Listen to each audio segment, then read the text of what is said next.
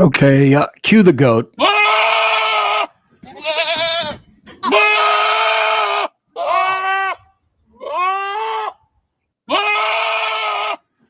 You're listening to Late Night Radio on the SHR Media Network. Caution, there will be mature themes explored and potentially adult language used. If conservatarian words, phrases, certain concepts, or rhetoric offends you, tune out now. I have come here to chew bubblegum and kick ass. And I'm all out of bubblegum. Freedom is never more than one generation away from extinction. We didn't pass it on to our children in the bloodstream. The only way they can inherit the freedom we have known is if we fight for it, protect it, defend it, and then hand it to them with the well-taught lessons of how they in their lifetime must do the same. And if you and I don't do this, then you and I may well spend our sunset years telling our children and our children's children what it once was like in America when men were free. Hit it.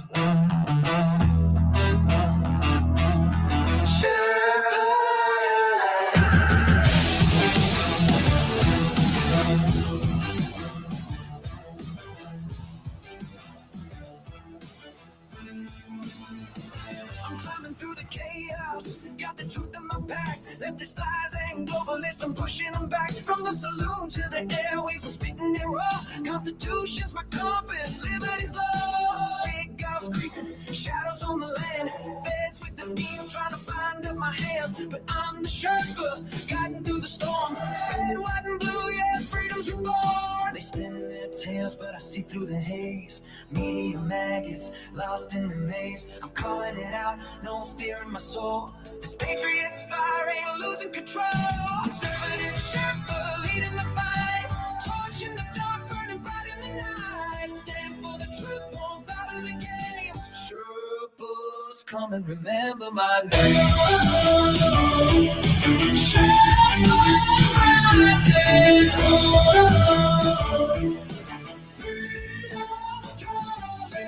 Leftist judges twisted, trying to steal our rights, but I'm locked and loaded, got them in my sights. From J6 to the border, they're selling us out. I'm screaming from the mountain, hear my rebel shout. They mock the flag, but I'm holding it high. Stars and stripes forever under God's open sky. No globalist chains gonna cage this land. I'm the Sherpa with the truth in my hand. They push their agenda, but I'm breaking the mold. Their promises empty, their hearts ice cold. Chicago's bleeding, borders torn apart. I'm fighting for the people with the warrior's heart. Conservative Sherpa leading the fight. Torch in the dark, burning bright in the night. Stand for the truth, won't bow to the game. Sherpas, come and remember my name. Sherpas rising.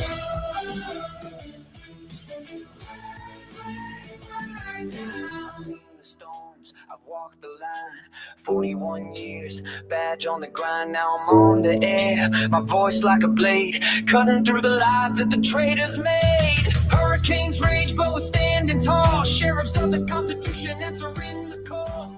From the saloon to the heart of the fray, we're taking back America, no more delay. Conservative Sherpa leading the fight. Torch in the dark, burning bright in the night. Stand for the truth, won't bow to the game. Sherpas, come and remember my name. Sherpas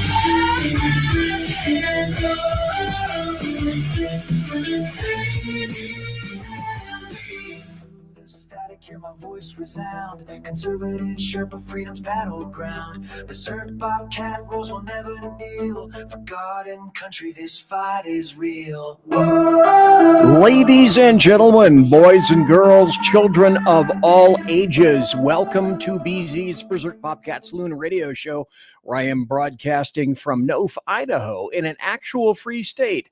I am the guy that you saw earlier. I am this dude. I am, well, just look below. I'm your conservative Sherpa who happens to be guiding you through the insidious maelstrom of Democrat, leftist, and globalist lies, chaos, deceit, tyranny, and betrayal. Gosh, folks, do you think perhaps we're going to be talking about some form of betrayal tonight?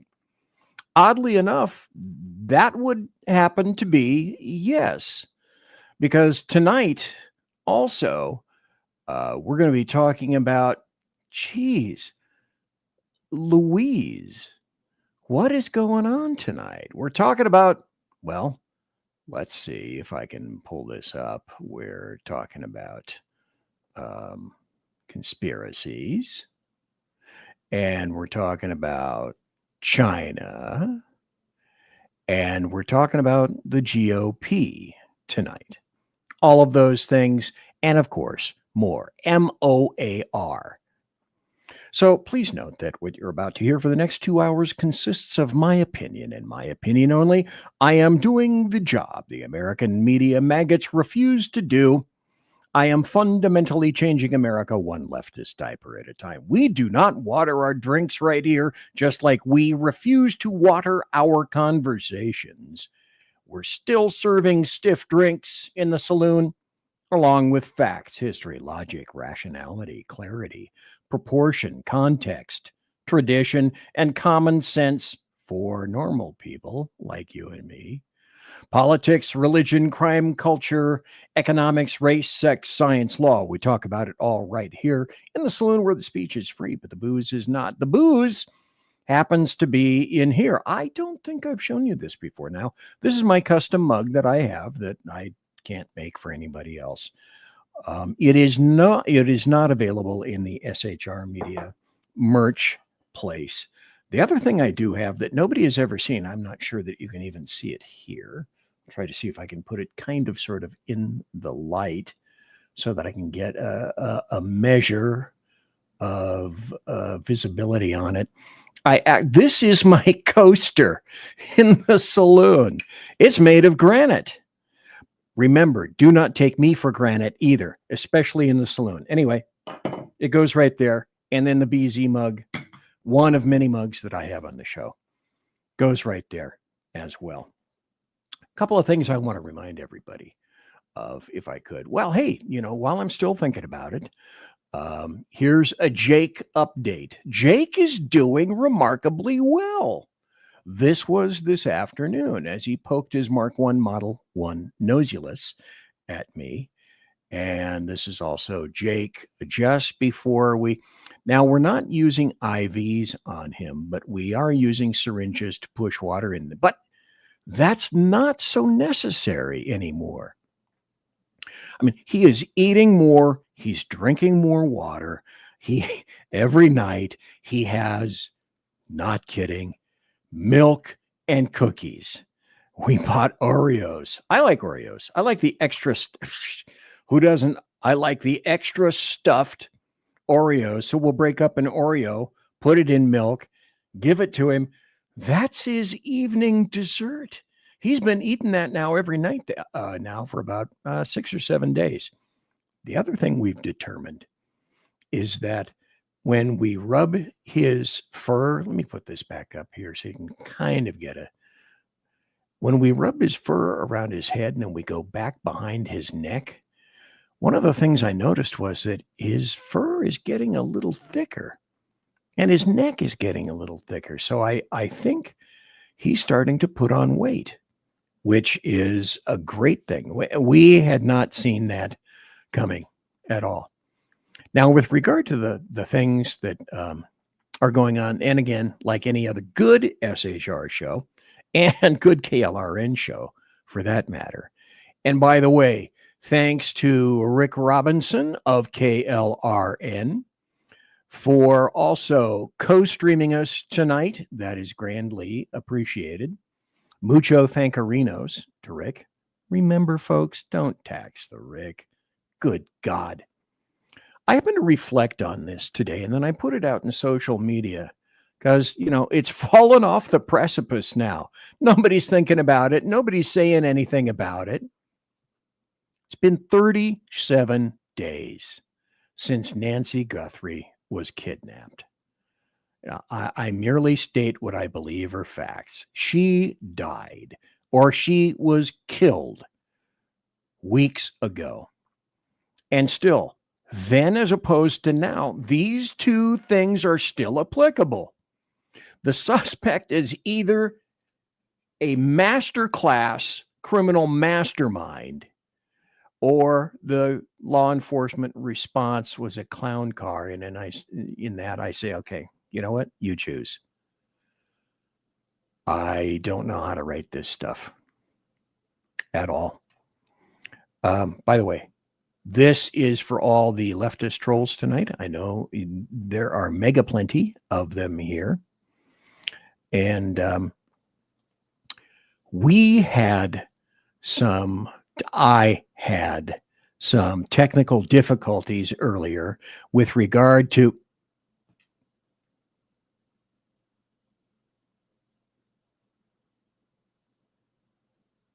Oh, I wasn't the only one having technical difficulties. SHR was having technical difficulties as well. We're going to talk about that too. Before I get to them, I didn't set myself up for this, but let me see if I can find it. Yes, I do have a couple of items directly from the Carousel of Amusing GERP. And one of them is this. I'll just play it so you can hear it. Mm-hmm. You're learning so many important things, and I'm so proud of you. And you can learn those things on the show as well. I just saw this from SHR, and that's why I go around all sorts of places on SHR and in the chat room and on X, Twitter. And I found this, and I'm sorry. Okay, I'm a thief, but I love it. Breaking 911, Iran's newly appointed supreme leader, Mojtaba Khamenei, couldn't turn up, so they pulled out a cardboard cutout of him.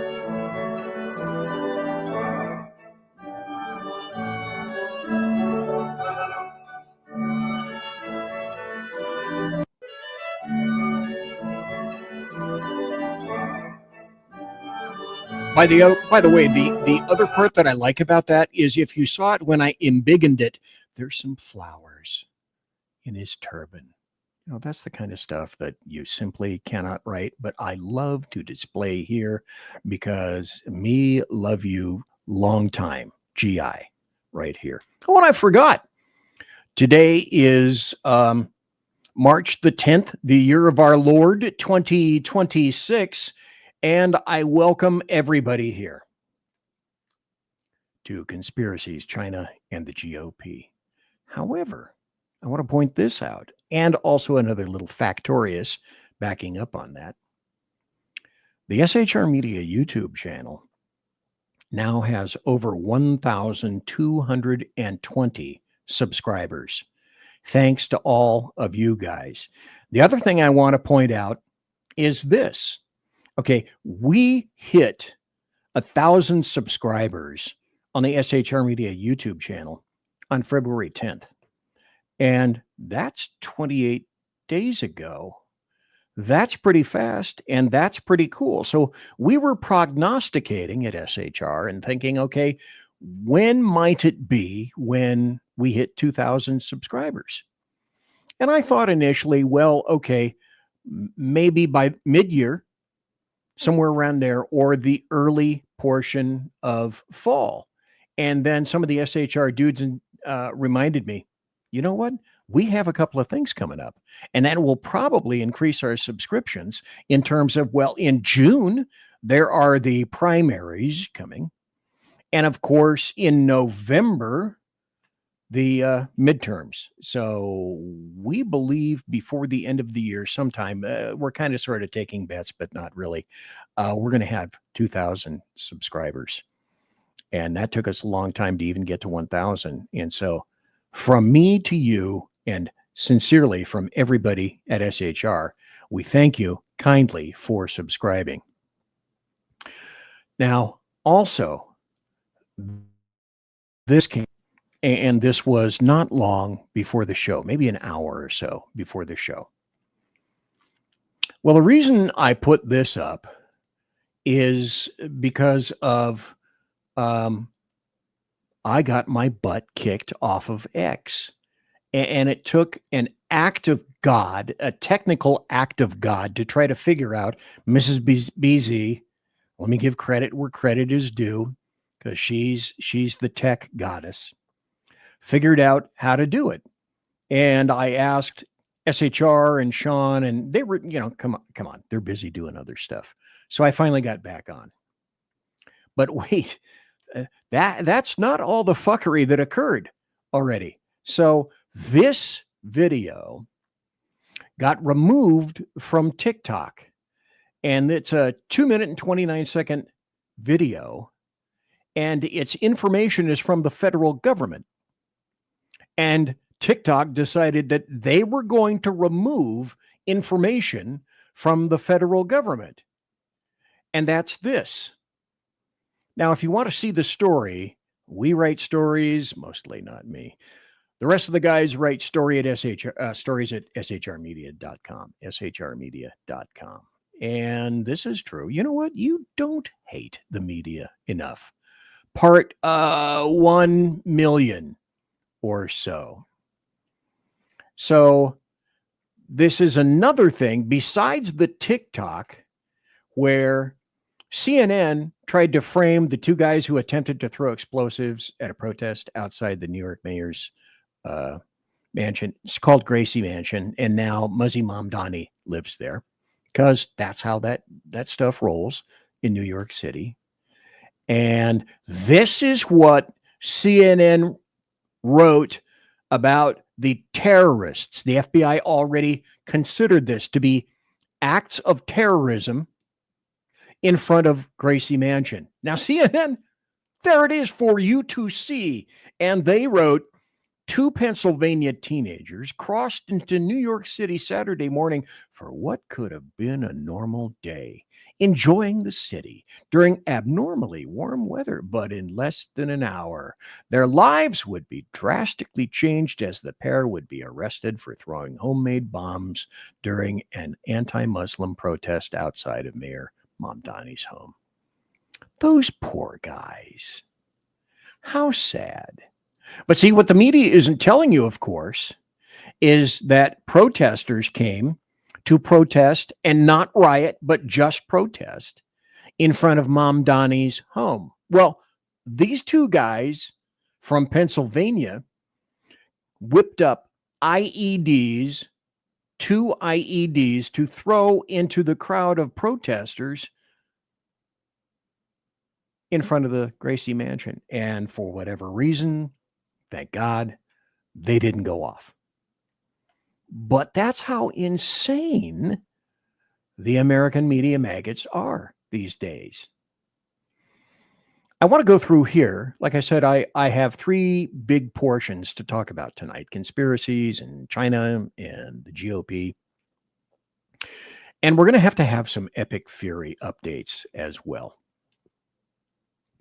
And I like to go and consider the facts of the matter, because I believe that the fall of Iran is going to lead to, it's going to be huge. Its effects will be felt for years to come. It really is, like having a snake and cutting off the head. ISIS, Hezbollah, Houthis. I'm probably forgetting a whole host of other individuals and terrorist groups. They're all feted and funded by Iran, because once the Ayatollahs fall, and the new guy with his cardboard head, he's going to fall as well. Everything begins to fall and everything begins to collapse. And that is originally sourced from Iran. When the Ayatollahs go away, the propping up of all these terrorists in the groups also falls, because Iran was the money to fund all of this. We sent cash so heavy, so vast, such a great depth and breadth that the weight of the pallets of cash sent under the Obama administration required the transport of a C-17 in the dark of night over to Iran.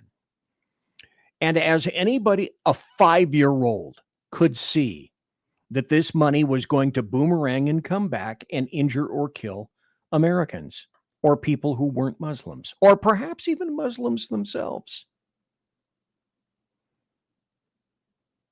And so with this,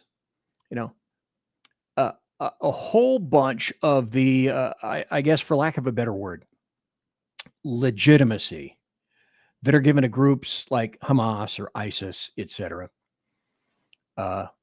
has been given and provided by Iran. All the pro-Palestinian movement folks, so much of it really isn't about Palestine at all. It's about Islamist and Muzzy propaganda. And that never stops, and it never has. And unless they're entirely eliminated, it never will, of course. So what has occurred, and too many people have bought off on this, is that terrorism has been recrafted to include social justice.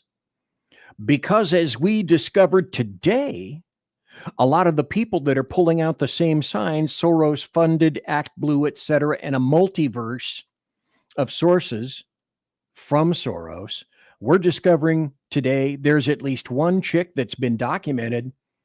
She makes $70,000 to $80,000 a year.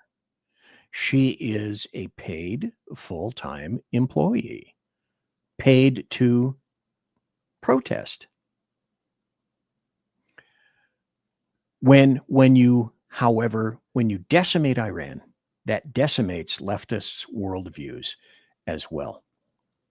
So what we begin to discover is that the biggest issue and the biggest problem wasn't, like Western imperialism, air quotes, or Zionism, or the Jews. It was, in fact, Muzzy oppression, Islamist oppression. Now, people prefer to say Islamist. I prefer to say Muzzy. And once millions of Iranians are freed to have an opinion and take back what once was Persia, a beautiful country, then they won't have to pretend that or try to sell the crap that the terrorists themselves are the oppressed. So as somebody else wrote, you know what? When this finally happens, the fall of Iran is going to be an ideological earthquake, the likes of which we haven't seen in quite some time, because that's essentially 50 years of war. I'm going to put this up. You guys aren't going to be able to see it, but I'll read it to you, because especially in the portrait mode, those letters are really small. It's from a guy named Mark Penn, at Mark_Penn on X Twitter. And he was a Democrat pusher for the Clintons. So this guy is an historical Democrat who wrote on the 10th, hey, look, that's today. He wrote about Iran coverage. He said, the headlines abound. Iran regime doing well, in control. Trump under pressure to end war. Khomeini's son, just as tough as the father. U.S. responsible for missile on school. One headline after another, essentially featuring Iranian propaganda as the news.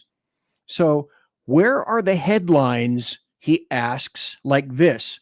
How about 50 Iranian ships sunk? Iranian military assets completely destroyed. Leadership tries to put on a good show despite internal chaos. Khomeini appointment creates hereditary theocracy. War plan progress unprecedented. Well, the press, he says, is nothing but a drumbeat of negativity favoring the Iran regime. because that's what Democrats and leftists do. They don't favor the United States. They favor every enemy of the United States of America. You and I both know inherently that this is true. I'm not speaking out of church, out of turn, anything like that. And also, 47 seconds of... Said I'd give it a 12 to a 15. Their army is gone. They're just about, look, their Navy is gone. Their communications are gone. Their leaders are gone.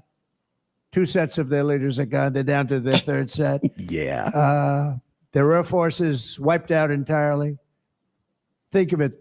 They have 32 ships. All 32 are at the bottom of the ocean. Other than that, they're doing very well, Coach. Very well. We're doing, our military is doing phenomenally. That's the big thing for this week. We seem to have a new thing every week, but the situation with a very bad and very sick group of leaders who were killing a lot of people. A lot of our people said I'd give it a 12 to a 15. I would give it a 12 to a 15. Now, people are saying, okay, it's going to be an endless war, another endless war. I don't believe so. I don't believe it's going to be an endless war. Was it an endless war in Venezuela? No, we went in about, 2.35 seconds, snatched an unelected leader, air quote, from Venezuela. And you have to remember, folks, you're dealing with people like this. AOC, Omar and the Howlers, and other squad representatives were among the House. There were 53 House Democrats that voted against reaffirming Iran as a sponsor of terror. If you can't speak logically to each other and share common terms, then what do you have to share in between? And essentially, you're talking to idiots. Well, no, you're not talking to idiots. You're talking to people whose only goal is to embarrass or remove OMB, Orange Man Bad, the guy with the dead orange cat on his head, Donald John Trump Jr. That's the only point. That's the only goal. We got 2 more minutes before the bottom of the hour break. So tonight, as I indicated, it's going to be all about conspiracies. Hey, look, if you were a conspiracy theorist, look at all the medals you would have garnered. And we're going to be talking about China because China is our enemy. And we're also going to be talking about all the lovely under-rhino miners that exist to do but one thing. And that's to obstruct. How did we get here? How do we get out of it? Well, I'll tell you what, I'm going to go to a break and then we're going to come back. And I have a few more things that I'd like to say about Iran and the status of that right now. Come right back. Conservative media done right. You're listening to the SHR Media Network. In a world where leftists are running out of metal for the safety pins of their soothing red diapers, one man stands alone, attempting to fundamentally change America, one leftist diaper at a time. BZ, your conservative Sherpa, is guiding you through the maelstrom of Democrat leftists and globalist lies, chaos, deceit, and betrayal. Listen to BZ Saloon on select and exclusive Tuesday and Thursday nights at 8 p.m. Pacific, 10 p.m. Central, and 11 p.m. Eastern on the SHR Media YouTube channel, Twitch, KLRN, Rumble, and X at BZ Saloon. It's one great late-night conservatarian talk radio show. Be there. Aloha. Hello, friends. Do you have a moment so that we may discuss our Lord and Savior Minarchy? No, seriously, I'm just kidding. Hi, my name's Rick Robinson. I am the general manager of KLRNradio.com. We are probably the largest independent podcast network that you've never heard of. We have a little bit of everything, and by that, what I mean to tell you is we have news, pop culture, special events, conspiratainment, true crime, mental health shows, drama productions, and pretty much everything in between. So if you're looking for a new podcast home to grab a little bit of everything that you love all in one place, come check us out. You can find us on X under @KLRN Radio. You can find us on our Rumble and our YouTube channels under the same names. You can also find us at klrnradio.com and pretty much every podcast catcher known to man. So again, feel free to come check us out anytime you like at KLRN Radio. It's Sean from the Edge of Liberty. Just like the Bidens, I too am moving. Only in my case, it's days and times. That's right, you can now find the Edge of Liberty Monday at 8 p.m. Pacific, 11 Eastern, and Wednesday at 8 p.m. Pacific and 11 Eastern on the SHR Media Network. Join me as we talk politics, news, alcohol, fun, not so much fun, clowns, small kittens, large kittens, dogs, amoebas, and anything else that just pops into my mind while I'm on the air. That is Monday and Wednesday, 8 p.m. Pacific, 11 on the East Coast, on YouTube, X, KLRN Radio, Facebook, Twitch, and anywhere else a good podcast is found. Please check out our website, shrmedia.com. I will see you live on the air. Attention, all patriotic women of faith. Yep, I'm talking to you, sis. Are you looking for high-quality, super soft apparel that reflects your love for country and your devotion to God? Look no further than Carry Girl Gear. Picture this. You rocking a tee so soft it's like being hugged by a cloud, all while showing off your love for God and country. Sounds dreamy, right? Well, welcome to reality, babes, because that's what we're all about here at Carry Girl Gear. We specialize in super soft tees, tanks, and more, designed specifically for the strong, patriotic woman who proudly wants to carry their message of faith and freedom. When you shop with us, you're not just getting a t-shirt. You're joining a community of like-minded women who are proud to wear their beliefs straight on their tees. So whether you're sipping sweet tea on the porch or leading the charge for faith and freedom, do it in a Carry Girl tee. Because life's too short for stiff, boring tees. CarryGirl.com, where faith and freedom meets fashion. Independence. With that declaration, America was born. Inspired by a belief in the God-given rights of every human being, and in the good that comes from exercising these rights well. The founders of our great nation chose independence. As do we. Hillsdale College accepts no government funding because independence makes possible the good to which we aspire. You're listening to the SHR Media Network. And I'm BZ. Thanks for being here tonight. I grandly appreciate it. Thanks for all the subscriptions. We have over 1,220 subscriptions, and it won't be too terribly long before we get to 2,000 subscriptions, which will be completely, entirely, 100% bulbous. In our ossicles, we hear this cry of glory, bulbous, from the farthest sights of Lick Observatory. In a fleck of sewer water or the earlobe of an otter, every parent, son, and daughter is bulbous tonight, if you're watching the show. I was looking at comments during the break, which is about the only time I get the chance to look at the comments. And some people were saying, why isn't that I can't understand what he's saying? And I should retortingly that, by the way, I'm speaking in English. And if English isn't your first language, there are remedial classes available for those of you who are here today. Now, some of you are just, you're not being honest with yourselves, and you're not being honest with us because you kind of fall into this category, which is okay as long as you subscribe. That's cool too. But, even depending on who you are, if you don't get silly, stupid, or fattening, we'll let you stay. Because we're private. We're not the government. We get to pick and choosingly. Now, I was talking about a little bit of an update about what's going on with Epic Fury. And there's something else. There are Navy lasers that are lined up to be used, or perhaps they are already being used. They're called Odin's Optical Dazzling Interdictor Navy lasers, and apparently they're being used against Iran. And they're mounted on at least 2 destroyers, at least those are the ones that they'll admit to. So what happens with those, and I've got a 2-minute video. By the way, everything that's here, all the videos, all the articles that I'll refer to.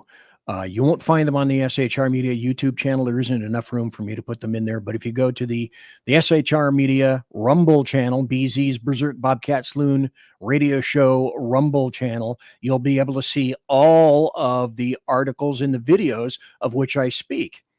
And I frequently gloss over some of the articles because they're just too long to go into here. But if you have a curiosity, then you can go to the Rumble channel, SHR Media, and BZ's Berserk Bobcat Saloon channel on Rumble, and find all those articles, find all those videos, the ones that I use here.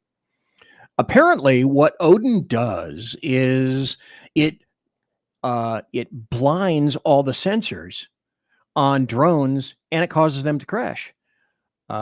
It's kind of, they say, a last-ditch effort. And drones are extremely hard to protect against because they're packed with explosives. Some of them are relatively cheap and are one-way kamikaze type drones, and they're fairly fast, but not really, and they fly low, so they're very difficult to defend against. So this is one thing in a series of things that, hey, we're learning. Kids, we're learning how to play with drones. But if you're wondering where that came from, the Helios laser system, which is on a bunch of destroyers, well, it's not exactly brand new. This from Sea Power magazine, and again, you can read the article at your leisure a little bit later, says that, yeah, they've been around for a while. 60 kilowatt Helios. They're a scalable laser, 120 kilowatts with minor modifications, the addition of more fiber optic laser modules, and it's replacing, and they're trying them out to see if these things will be able to replace the CIWS system, which is the close-in weapon system. They look like funny little, they almost look like white minions. They're oval. They kind of look like a Tic Tac, and you can see them on aircraft carriers, and you can see them on a lot of other Navy ships, and they're like a really super zippy Gatling gun. And those big portions, the big tic-tac vertical things, they are packed with ammunition. But that, too, is kind of a last-ditch effort. But, hey, we are using technology that we have not been around for a while. I want to point this out to you. Now, I'm not going to go here. But the reason I bring this to you tonight is so that you can see that the USA, everyone is saying, because it's propaganda, and that's what Iran does. The USA destroyed an all-girls school in Iran. No, that is American Media Maggot bullshit. And that's also Iranian bullshit and terrorist bullshit. So here is a 24-minute video that obviously I don't have the wherewithal to play tonight, but here it is. The link will be up in Rumble, and you can look at this in great detail. And it's essentially the video that the American Media Maggots don't want you to see, but it's there for you to see. And so I would highly recommend keeping it, for your research, your future research, and also in your archives. It's there to be seen. Go see it. Now, the other thing I find interesting is, let's go to this a little bit. I have some mapuluses, and let me see if I can find one. Here's one of the Middle East.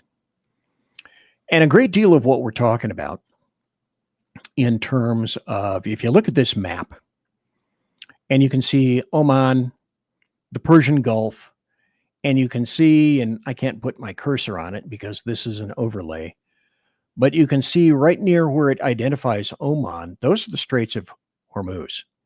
And that is a real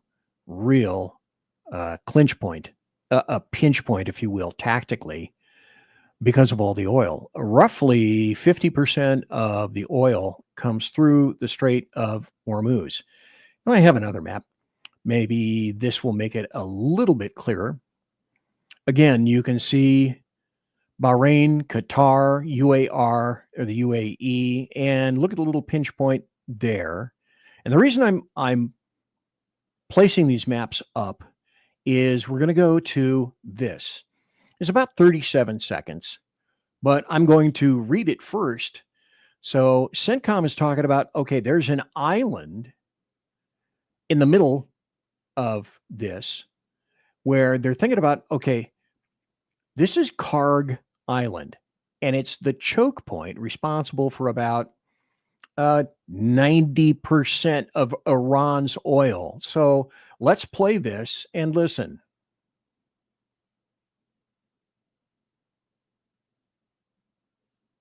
This is where I talk. You can see the island right there. We haven't bombed it yet. And the reason we haven't bombed it is because you're going to see very shortly, oh, look, many, many tanks, a repository, and a refinery. But if we take this island, once it's secured, then the plan starts moving towards locking down Iran's nuclear facilities and then tightening U.S. control over the Strait of Hormuz itself, which is basically the economic jugular of oil, period. End of statement. And President Trump has said recently, you know what, if you decide that you're going to mine the Strait of Hormuz, I'm giving you an opportunity to pick those mines back up, because if you do mine that and we discover it, then I'm going to essentially rain holy hell down upon you. And when he says this, when President Trump says that, I tend to believe him. Also, the lie that's out with proof here, documented, as you will see on Rumble, ships are they're starting to safely go through the Strait of Hormuz.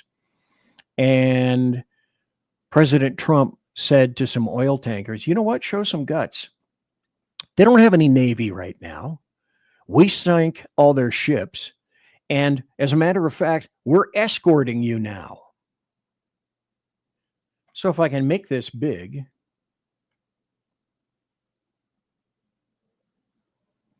you can see that there's movement here. And this is not what the American Media Maggots are telling you, because they don't want you to see this. They don't want you to know that, which, you know, I get it. They're agendized. They're biased, but you have to realize that also they have a view, one view, a sole view, a single view. They are a one-trick pony, saying that whatever Trump does, we must make sure that any amount of success does not come to fruition. Oil tankers, as it turns out, hey, this is weird, never stopped crossing the Strait of Hormuz. What they did is they turned off their mandatory AIS tracking to move through safely, and then they switched it on when they were clear. So the American Media Maggots reported a crisis where there wasn't one, which guess what happened next? Because the stock market is comprised of nothing but nervous Nellies, fuel went up. So oil tankers, as you can see here, maybe I can embiggen this. I'll play it.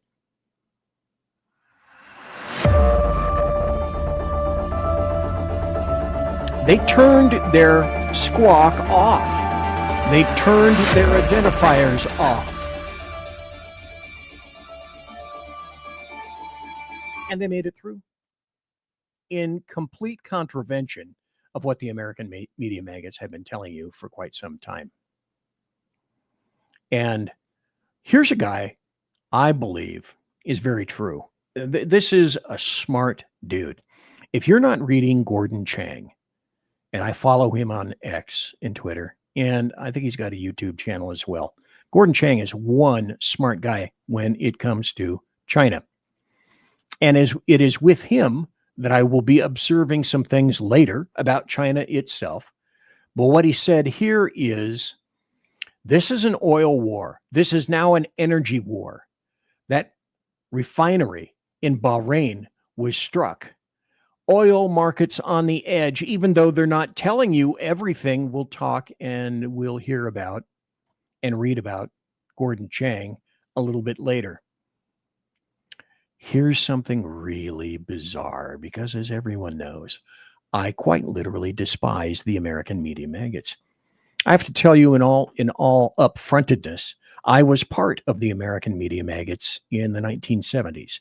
I worked for KFBK and numerous radio stations, and I was also a stringer for KOVR TV and would take video and photographs. Yes, they actually had video, except it was film. Remember when people used to say film at 11? Now it's vid at 11. But the odd thing is CBS News is kind of starting to tell the truth a little bit. I can't think of this guy's name, but he's from CBS. This was CBS saying, okay, we're going to change. You know why they changed, of course, because they were sued to the ground by Trump for libeling him, and he won the suit. So let's listen to CBS. If you're looking for an origin point of this current war, don't look to the earliest hours of this Saturday. Look back to November 4th, 1979. That was the day Iranian revolutionaries stormed the U.S. Embassy in Tehran, capturing 52 Americans and parading them in blindfolds for the whole world to see. A new and daring element was disclosed today in the Iran crisis. For the next 444 days, they were held captive, the tally kept nightly by Walter Cronkite. Finally, the hostages were released, but that wasn't the end of the story. In 1983, 241 U.S. service members were killed in their... So I place this here for you to display to people who say, oh, no, Iran, why are you attacking Iran? They're an independent nation. They have nothing to do with killing Americans. They're just a nation. They're hungry. They're starving. They could use all that money that Barack Hussein Obama sent over in the dead of night. Plus, after this video, I have a lengthy and extensive, detailed article that you guys can go and look at later at your leisure about this same thing, the history of Iran. So it's not just, oh, we're bombing them. No, this started in 79. Barracks by an Iran-backed suicide bomber in Beirut. Americans can argue whether this is a war of necessity, but what's clear from the history is that the fuse of this explosion is 50 years long and has included the loss of thousands of American and Iranian lives. Every president since Jimmy Carter has tried to end this conflict. In 2015, President Barack Obama announced a deal to stall Iran's nuclear ambitions. By giving them cash. I'm not going to go over that crap again because it was stupid. And like I said, a 5-year-old could see how that was going to end. A deal that President Trump replaced with a campaign of maximum pressure and now military might. Today, the United States military continues to carry out large-scale combat operations in Iran to eliminate the grave threats posed to America by this terrible terrorist regime. That history is why the president's allies in Congress say he hasn't started a war with Iran. He's finishing one. That happens to be very true. But every president, Republican, Democrat, has put the Iran situation on ignore mode for about 50 years. And the only individual that's thinking about addressing it to save not just American lives, but all the people that have died at the hands of terrorists and all these little muzzy groups who do nothing but want to, they hate themselves. Me against my brother, me and my brother against my cousin, me and my brother and my cousin against the tribe, me and my brother and my cousin against the tribe, me and my brother and my cousin against the tribe and the outsider. And their allegiances change like you change underwear. Damn near daily, sometimes hourly. And that's to be expected. That's how these people operate. This is the story, again, in Rumble. You can go look at it. Take your time later, not here. This is from Rapid Response, and this is a really good, long, extensive thread. For nearly half a century, the Iranian regime has been slaughtering Americans. President Trump is doing what other presidents have refused to do, eliminate the Iranian threat so that no more American blood is spilled by these terrorists. Why did it take this guy, OMB, to stop it. All the presidents since Carter have had the opportunity to do something about it. And of course, the leftists and the Democrats are saying, okay, well, to a degree, we'll acknowledge and recognize that, yeah, okay, Iran could be a bad actor. And sure, we'd like to see the Ayatollahs removed. But using violence, oh no, that's not what we meant. How dare you use violence like that? And okay, that's just nuts. Now, I have another series that I'd like to go into. We're going to talk about some news just for a moment, because I've got some really interesting... I believe that this nation should commit itself. Some really interesting points to make Before this decade is out, about the Democrats, about California, about other news stories that are occurring these days, and I couldn't ignore them. And then once we go through the news, then we'll be going, like I say, we'll be going to the conspiracies, then we'll be talking about China, and of course, we'll be talking about the GOP. Please let me get to the GOP in this show tonight. Not promising that I will, but I sure would like to love to. I would love to be able to do that. But if you look up above here, these are all the tabs that I have to get through. stand by for news. And here is the news. As I've said for quite some time, the Democrats are essentially the personification of evil. They couldn't care less how many American bodies have to be stacked and packed, the blood running down our American gutters, running red, on the altar of their philosophies and their demands. They didn't care when 2 illegal invaders were sniped and killed by a leftist inside an ICE van in Dallas. So if they will readily kill the people that allegedly they support, what makes anyone think that you're any better than that? Why would you possibly think that any Democrat or leftist would value an actual American? So this guy is Senator Mark Warner, and he's asked about the murder of Stephanie Minder. She was, I believe, a 41-year-old mom who was killed by an illegal invader who had 40 prior charges. And he was let out. And he was never sent back. It never occurred. He returned, and he was on a lifetime crime spree. This is Senator Mark Warner. This is what he thinks about you. Hi, Senator Warner. I have a question pertaining to ICE.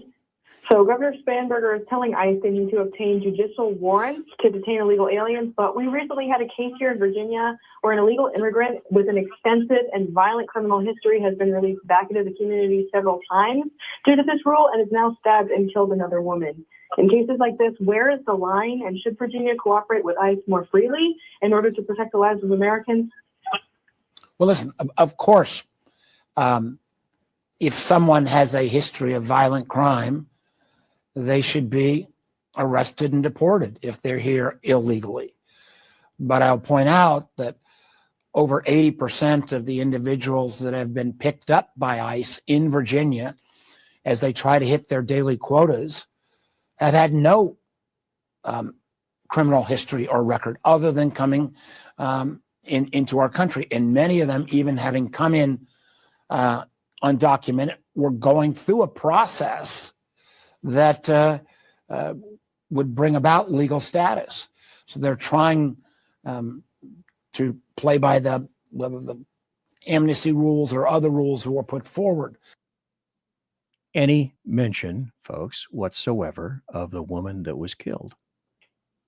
If you heard one, I didn't hear it, but I'm saying this because in a great many instances, you've heard me say it, I'm predominantly deaf after doing what I did for years. So if they're not really, if a woman dying isn't important from an illegal invader then what makes you think that you were important in any frame? Wasn't it the Democrats who said, with regard to guns and removing firearms, if we save just one life, it will have been worth it. Well, apparently that's not true with regard to illegal invaders. And now you have the continuing evidence and the information. Anyway, I talked about this earlier. CNN lies. And the only reason that they changed their post about those two individuals that I indicated earlier at the beginning of the show in the first half hour is because they were caught. And they deleted the post entirely. But what they didn't do is they didn't clarify that it was not anti-Muslim protesters who threw the bombs, as the original post said. The two screamed Allahu Akbar. That's called a clue while throwing the IEDs. And by the way, upon arrest, they also happen to confess. And they pledged allegiance to ISIS. But no, those are two young boys who are simply off for a jaunt, and everybody interfered in the arc of their throwing arm. Here's also what leftists think and what they want.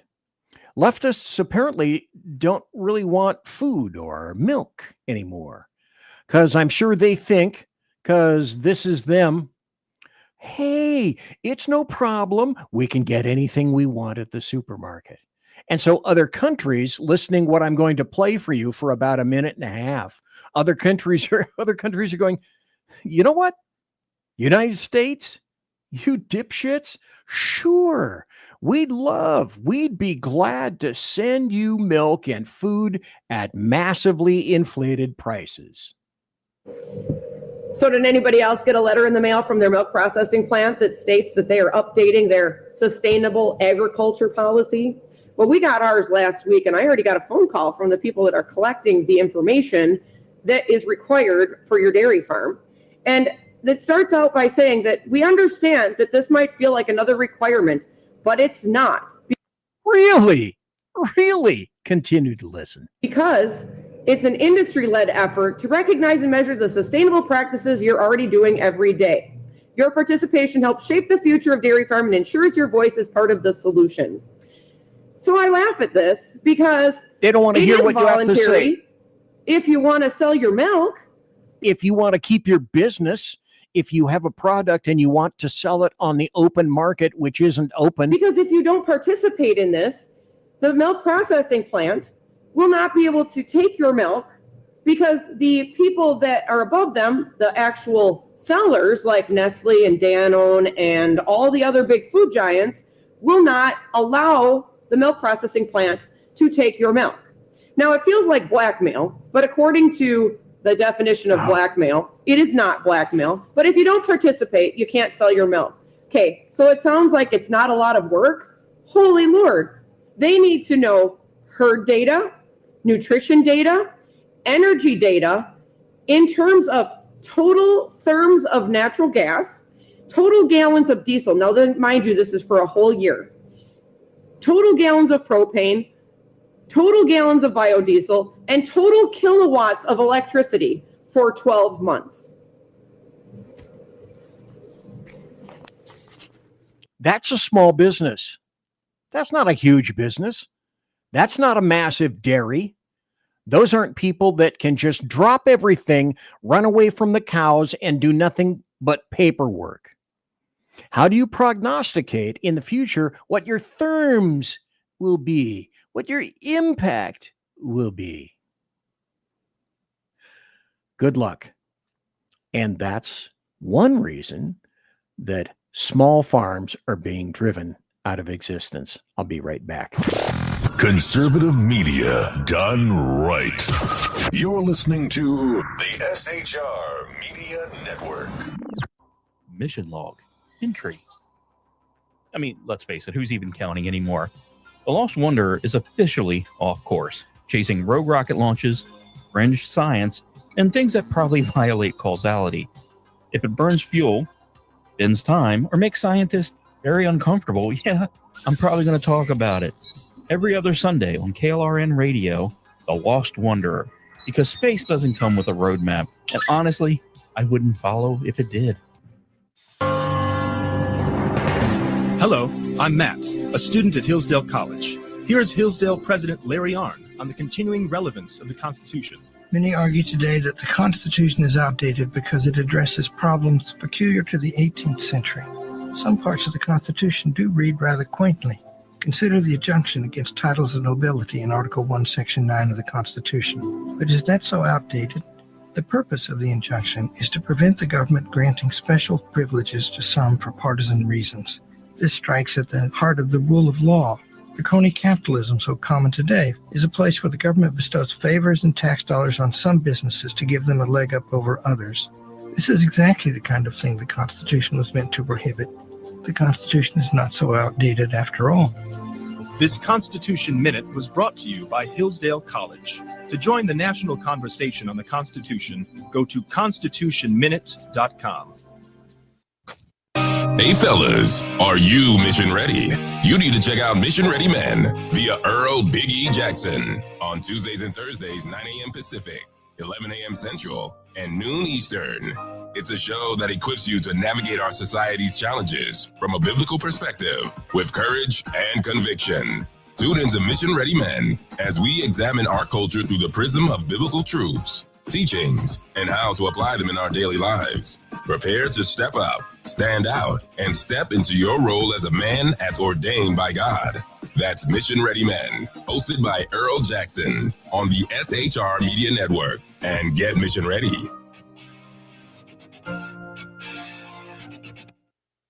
Want to make an immediate difference in the life of a critically ill child?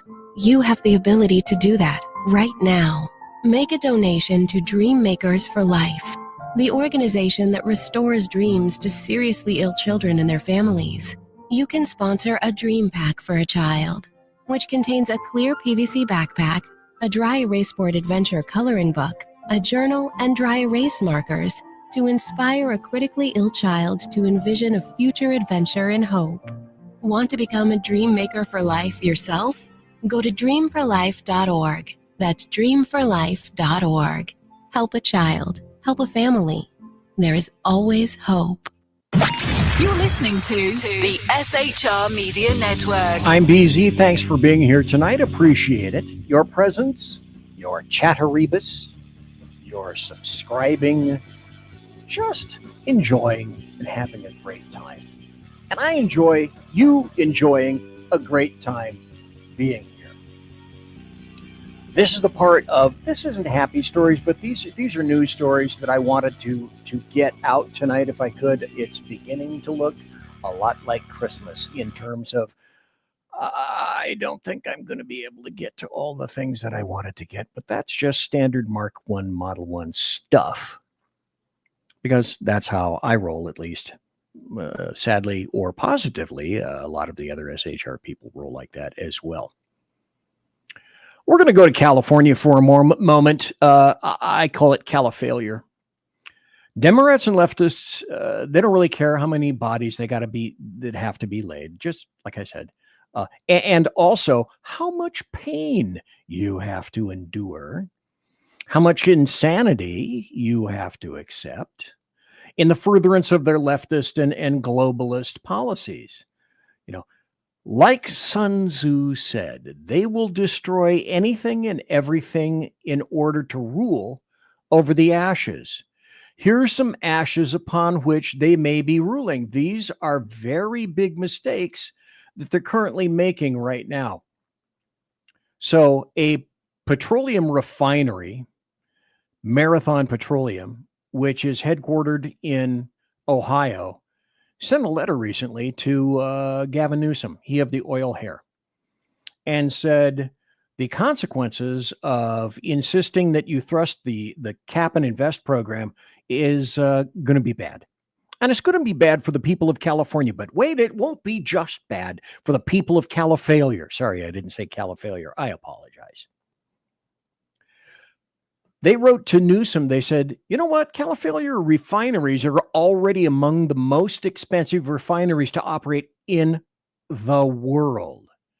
And so CARB, the California, actually it should be CARB with a K, California Air Resources Board proposal would widen that big old hanging disparity, that gap, that cost gap, forcing refineries to reconsider whether they're going to continue with operations in California. Well, let's see. Chevron already left. They had over 100 years here in the state of California, mostly in the Southern California area.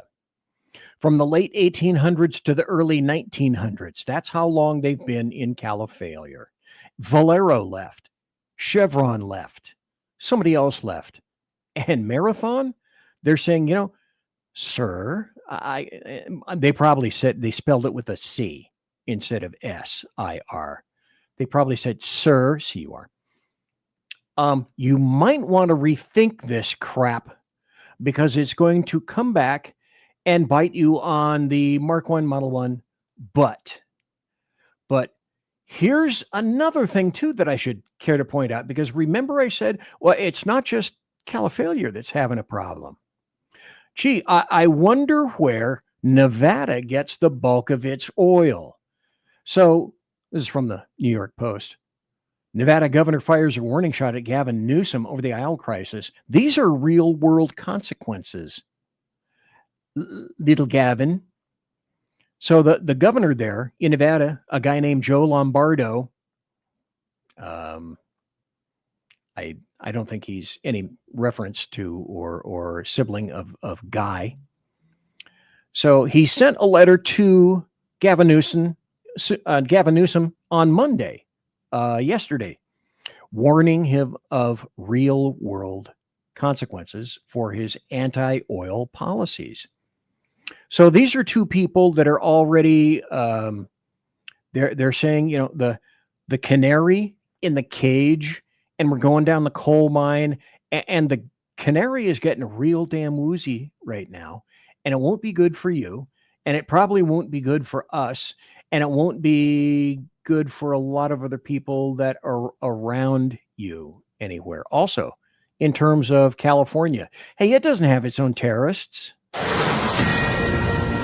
In Southern California, the feds were moving in to arrest a man on charges of supporting the terror group ISIS when they found what appears to be a homemade bomb in his home in Long Beach.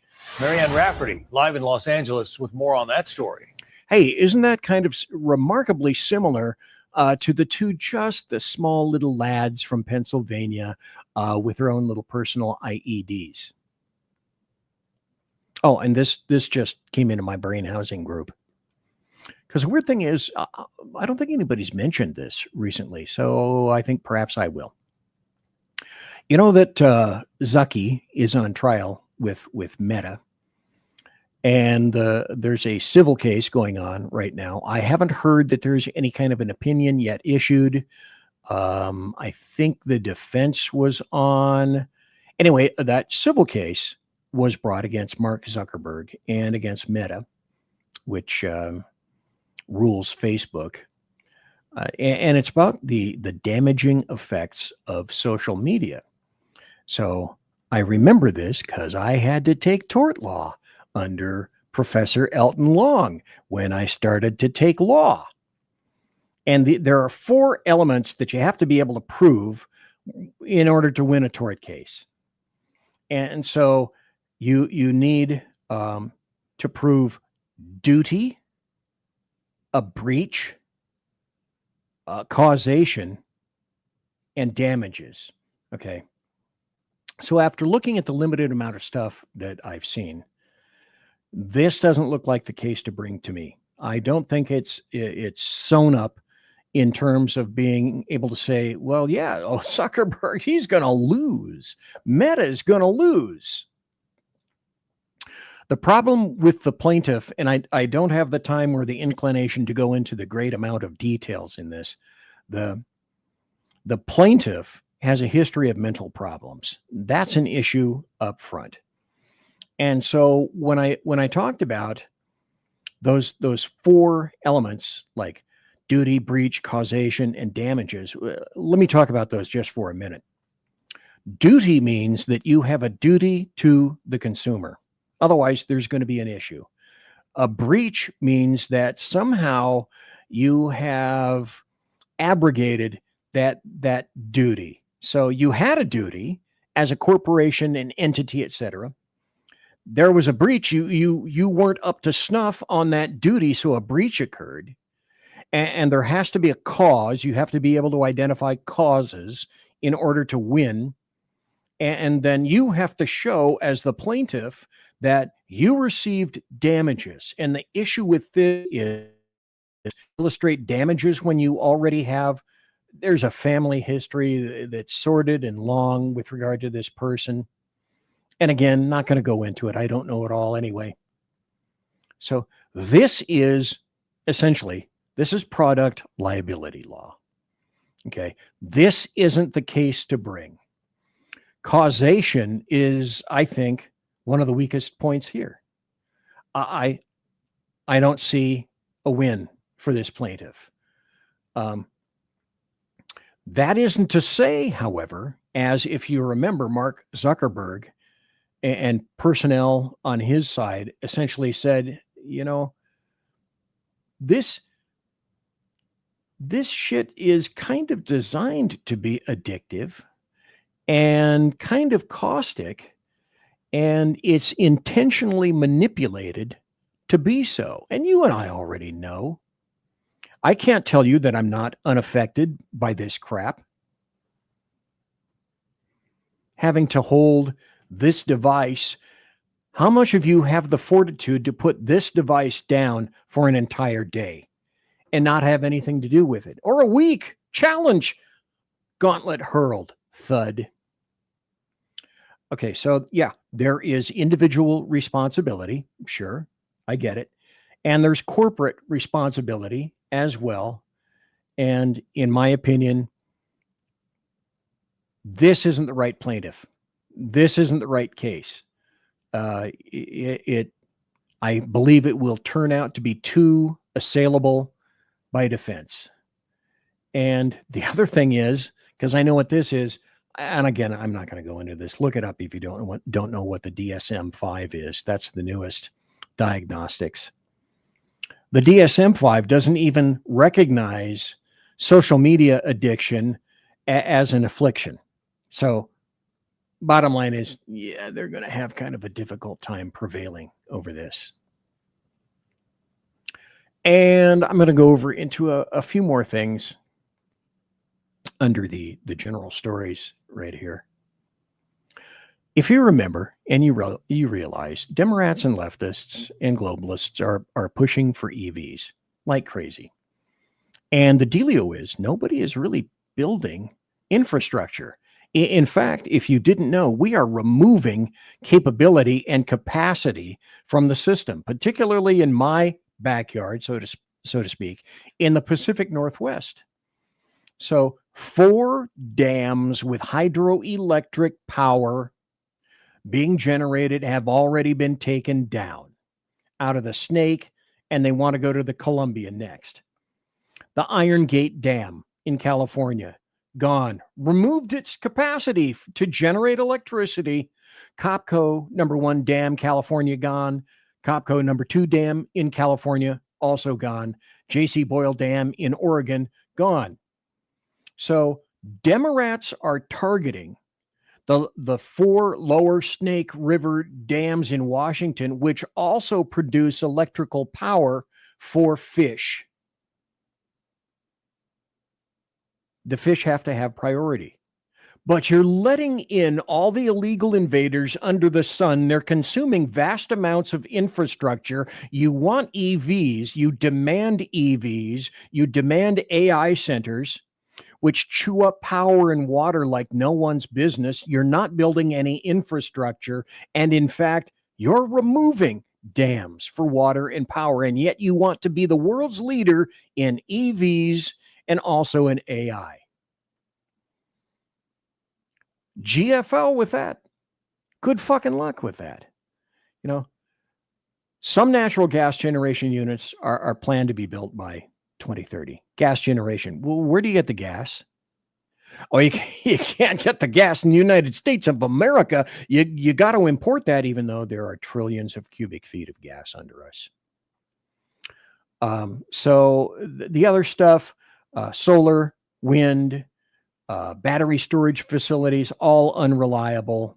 You can use a little bit of this and a little bit of that, but you can't use it all the time, 24/7, like you can with the rest of the electrical generation stations. Okay.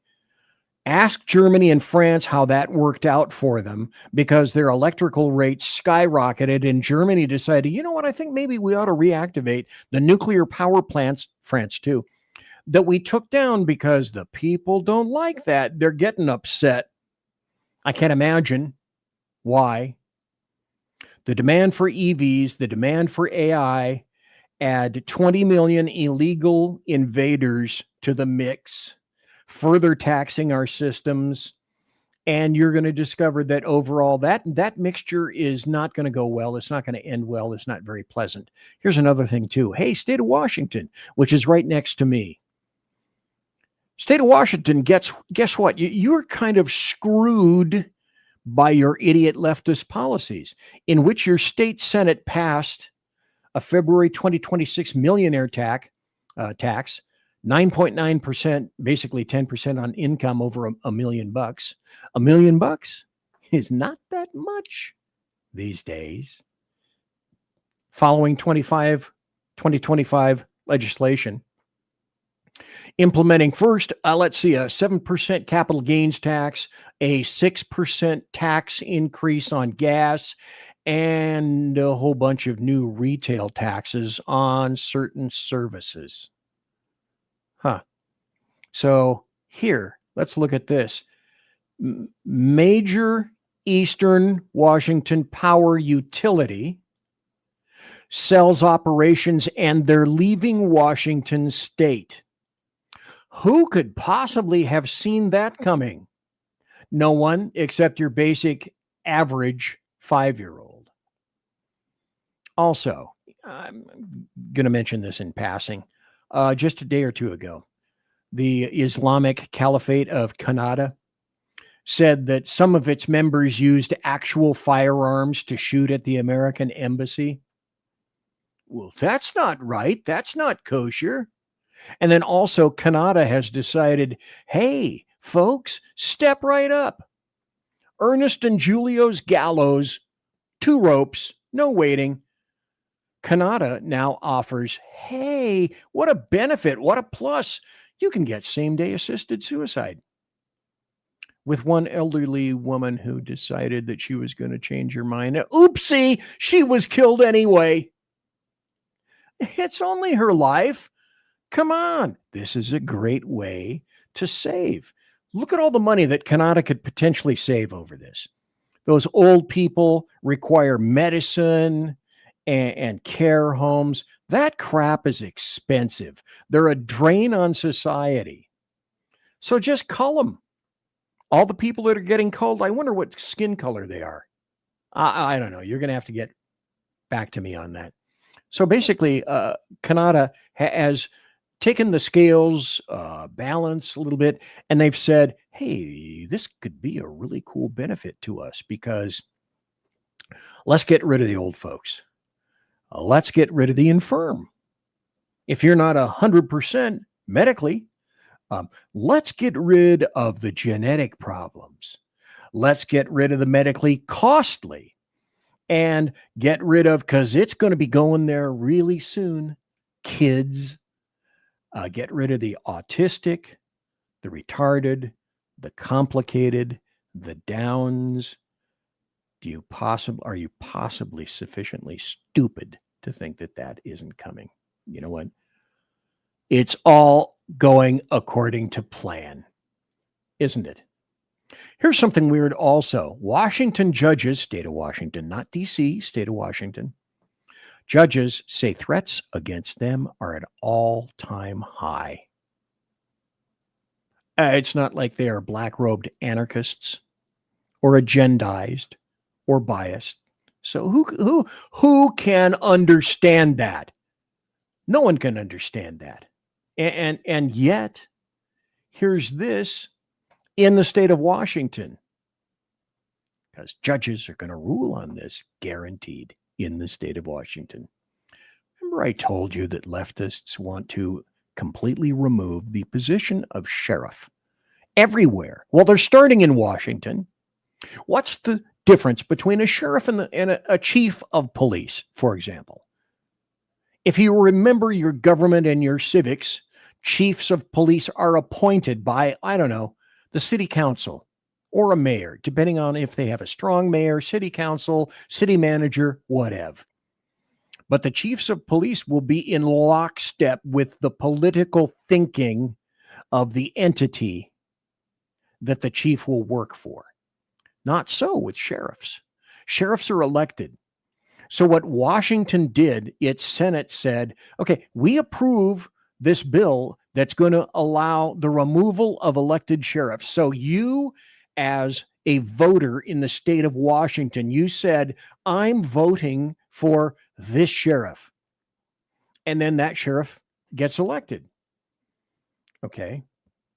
So the state, what that did is it gave the state the authority to decertify sheriffs that were elected by you, the electorate, because they may not be in keeping with Gaia's great plan. Now, this has already occurred in King County.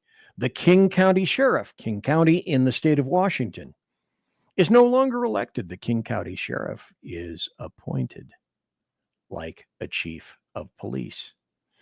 Hey, kids, coming soon to a theater near you or a backyard near you as well. I think I've exhausted much of that. Now we're going to be going on to, because I got about 7 minutes or so, at least, oh, for God's sake. I got into the news and we got into Epic Fury updates. Now we're going to get into a little bit of conspiracies, because it turns out that a lot of theories have been proven correct. For conspiracy theories? Yeah. Look at all the medals this guy has. This could be you with all of these medals that you acquired for the conspiracy theories that turned out to be accurate. The other thing I want to start out with is with regard to what I term the American Media Maggots. And let's put this up on stage. The Seattle Times has the newspaper, Seattle Times in Washington, has a president by the name of Alan Fisco, who says that the American Media Maggots are dying. And he's calling for new taxes on tech companies to be used as grants to pay the failing news organizations. So like Air America or NPR, CPB, you'll be forced, if this goes through, via taxes, to pay for failed American Media Maggot establishments, starting with newspapers, of course. Well, I thought these were private entities, and they are. And we got rid of CPB, and we did, because why should your hard-earned American taxpayer dollars, at least on a federal level, go to CPB? You stand or fail on your own. So my response to this is, you know what? Tough shit. Let's let the so-called Fourth Estate, let's let them expire. Air America expired. Why should you be any different? You brought all this crap on yourselves. You went out of your way to earn the distrust that you received. You are bleeding eyeballs and you are hemorrhaging advertising like nobody's business. And you've been doing that for 10, 15, at least 20 years. And now it's come down to critical mass. Now oh my God, we're laying off tons of people in newsrooms all across the nation. It's because you guys are biased, agendized liars, just as I indicated from CNN earlier in the show.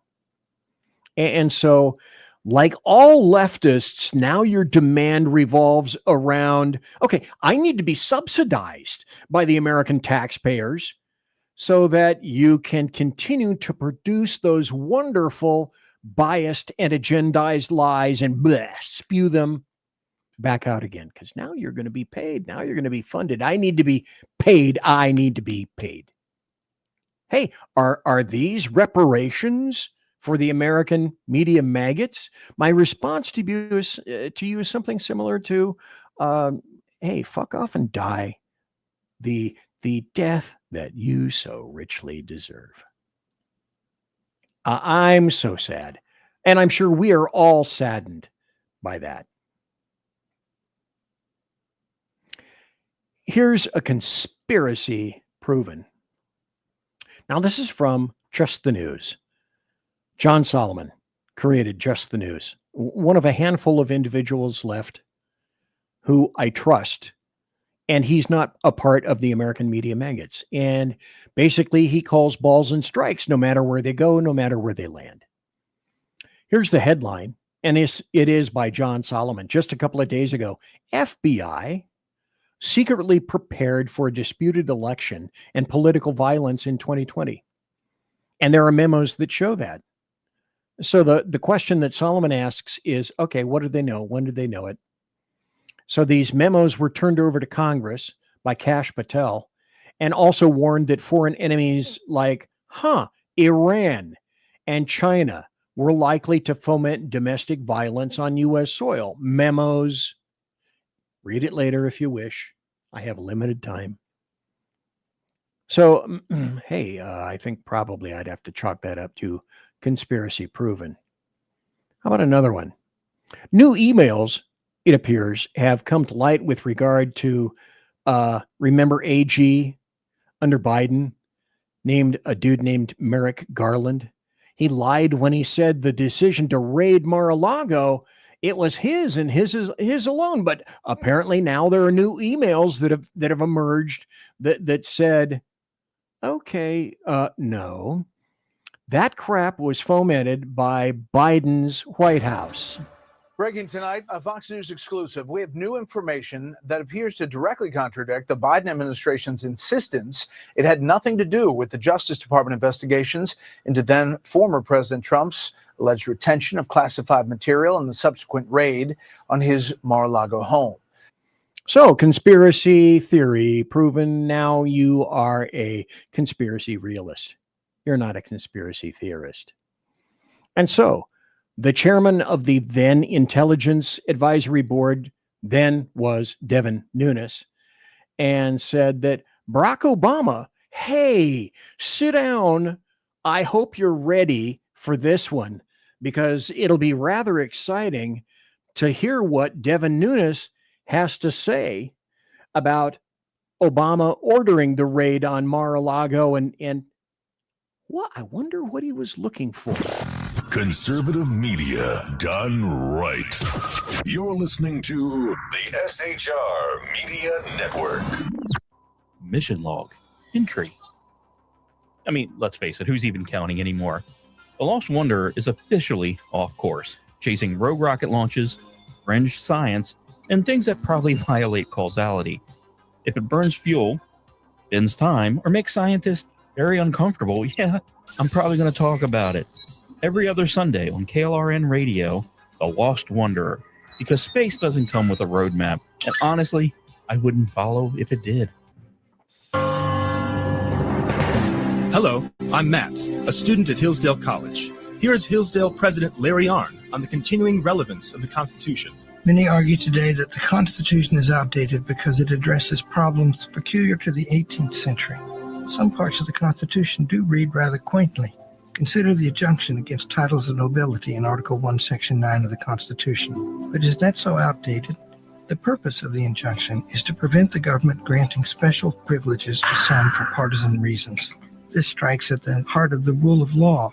The crony capitalism so common today is a place where the government bestows favors and tax dollars on some businesses to give them a leg up over others.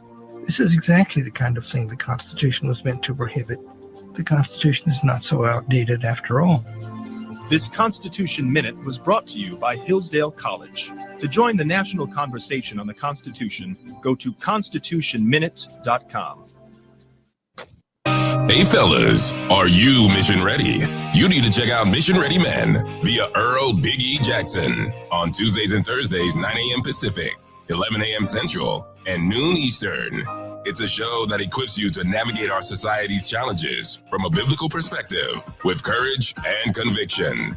Tune into Mission Ready Men as we examine our culture through the prism of biblical truths, teachings, and how to apply them in our daily lives. Prepare to step up, stand out, and step into your role as a man as ordained by God. That's Mission Ready Men, hosted by Earl Jackson on the SHR Media Network. And get mission ready. Want to make an immediate difference in the life of a critically ill child? You have the ability to do that right now. Make a donation to Dream Makers for Life, the organization that restores dreams to seriously ill children and their families. You can sponsor a dream pack for a child, which contains a clear PVC backpack, a dry erase board adventure coloring book, a journal, and dry erase markers to inspire a critically ill child to envision a future adventure and hope. Want to become a dream maker for life yourself? Go to dreamforlife.org. That's dreamforlife.org. Help a child. Help a family. There is always hope. You're listening to the SHR Media Network. Final half hour of the show. I'm sure lots of people are happy. Get BZ, get that fat guy off the air. Doesn't he know anything about color? What the hell is happening? What's going on with his shirt? What's going on with that jacket that he's wearing? Why is everything uncolor coordinated? Because I'm colorblind, for one. Just thought I'd tell you. BZ, if you're colorblind, how did you ever happen to get into law enforcement? I cheated my ass to the ground, and I talk to people. That's what I do. I talk to people. By the way, at this point, perhaps it's necessary to remind everyone of this. Behold the ancient, obese, conservative Sherpa in his natural element, a wondrous cornucopia of vibrant foliage festooned upon his face, various tiaras adorning that scabby pate, creating a veritable carnival of conservative cogitations and, some might posit, an overload of bulbosity, unrestrained.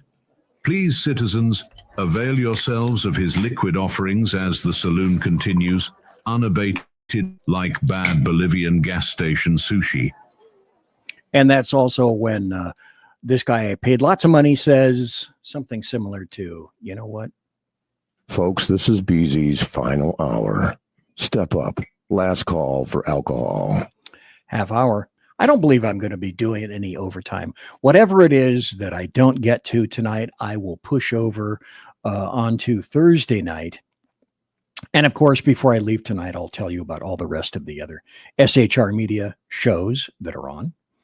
And we'll talk about the 4 other personnel who actively inhabit this space at SHR, and our new guy who doesn't have a crowd car to drive, and we didn't force him to use his own gas to go to Las Vegas, but that's a story for another time, to which I say, bitter, table for one.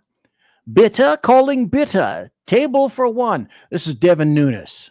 I'm going to try to get out as much of this information and get it declassified as possible. So you believe that they raided Mar-a-Lago because they were looking for this? They were looking for the intelligence community assessment, your report on Russia's influence campaign targeting the 2016 presidential election.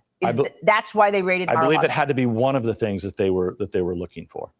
Because look, that report is pretty damning. If people take the time to read it, it's 45 pages. It spent, we had a dedicated team that spent nearly 2 years down at the CIA looking through this. It was blocked from getting out. And the reason that report is so important, right? That's, let's just dumb it down. Simply put, we went through every single piece of intelligence that existed. And if anything, it was clear that if Putin was going to do anything, he probably wanted Hillary Clinton to win. Duh. But in fact, if you just apply a little common...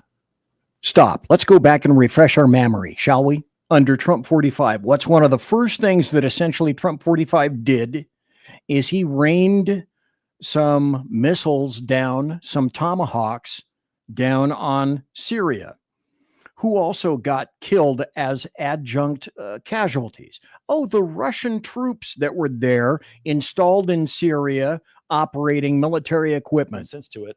Fact was that nobody around the world thought that President Trump was going to win in 2016. Duh. Same with Vladimir Putin. He didn't either. And so when you go through that, that was the intelligence. Every piece of intelligence that existed we went through it. It's in that report. And what do we know? What do we, after all this, after all, Trump and Russia and collusion, the two people that didn't collude, Trump and Russia. Huh. Imagine that.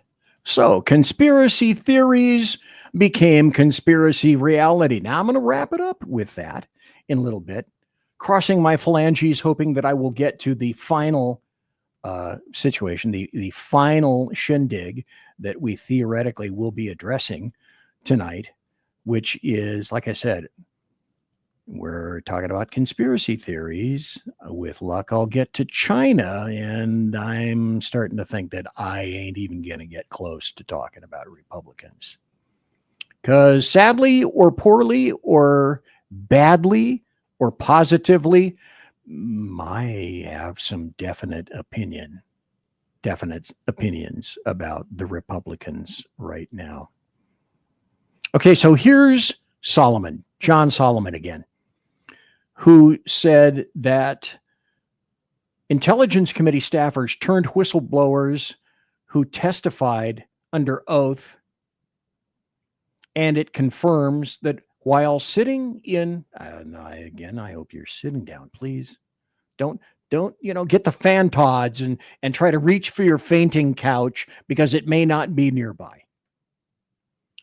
In classified meetings, Eric Swalwell, Fang Swalwell, and Adam Schiff approved leaking classified information in an attempt to trigger a special counsel or try to trigger a select committee in Congress, essentially to overthrow the United States government. So Trump was subject to a soft coup of a presidential candidate, a presidential nominee, a president-elect, and a sitting president. And I say a soft coup because it wasn't a running gun battle, and that's the definition essentially of a soft coup.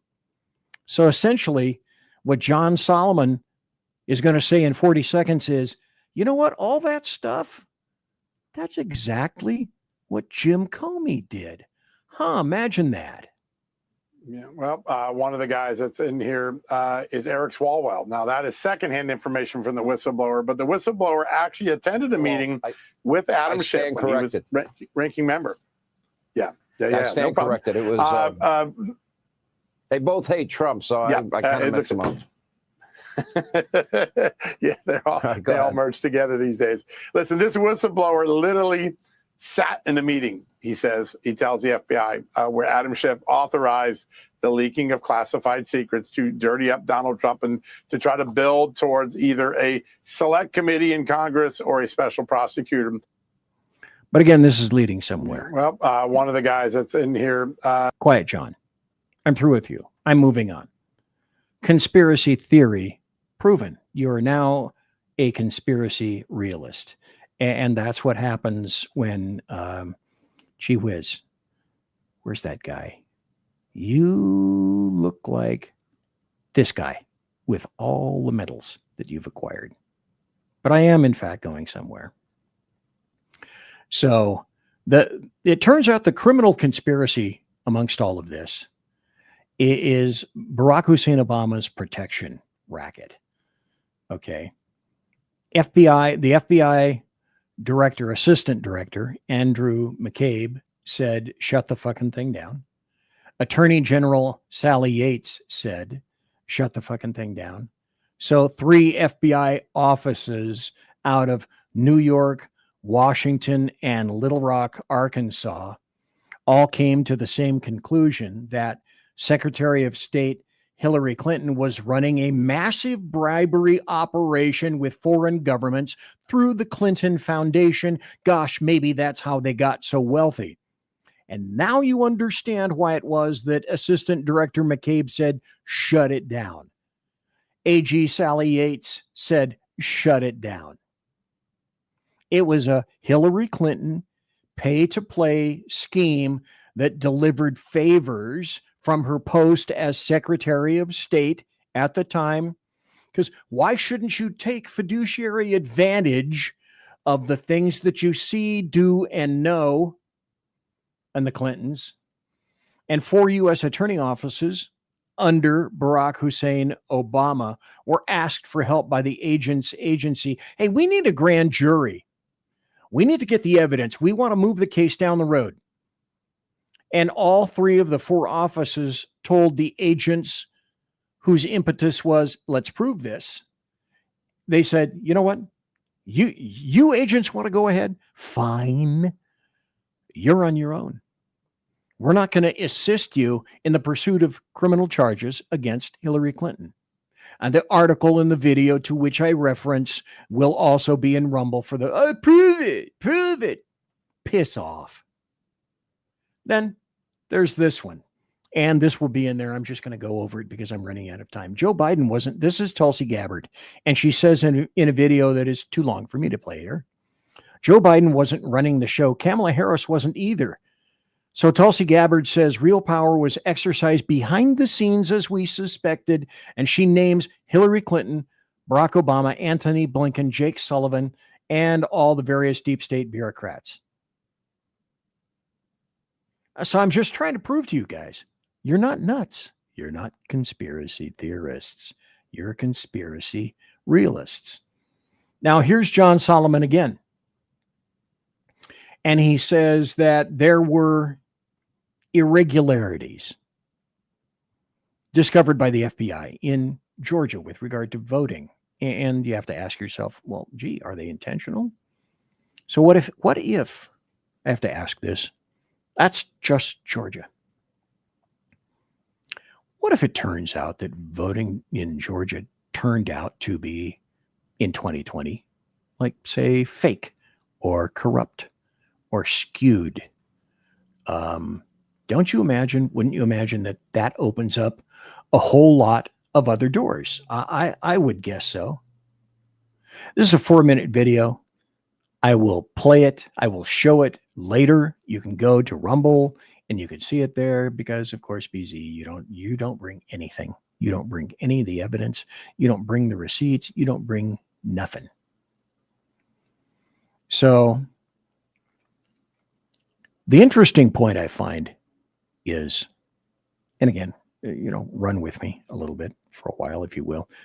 Oh my God, I'm not even going to get, at this point, I'm not going to get to China and I'm not going to get to the GOP. Because there was just so much buttery political goodness to spew forth to you guys here tonight. And again, kudos and thank you for being here.